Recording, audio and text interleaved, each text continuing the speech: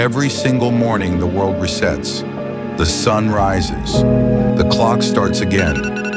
And whether you like it or not, your next 24 hours have already begun. You can't buy more time. You can't borrow it. You can only decide what to do with it. Think about it. Everyone on this planet gets the same 24 hours.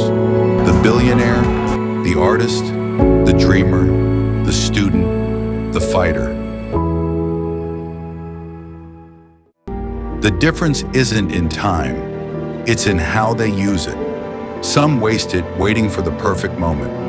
Others take what they have and make it perfect through action. Every goal you've ever dreamed of, every skill you've ever wanted is built in the small, invisible hours that nobody sees. When it's dark, when you're tired, when no one's cheering for you. That's when your 24 hours matters the most. You can spend your hours scrolling, or you can spend them in growing. You can complain that it's hard, or you can grind until it's easier. Because time doesn't stop for your doubts. It doesn't pause for your fear. It keeps moving, with or without you. So the question is, will you move with it?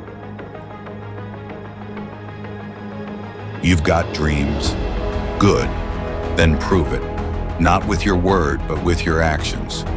Wake up earlier, work smarter, fail, learn, repeat.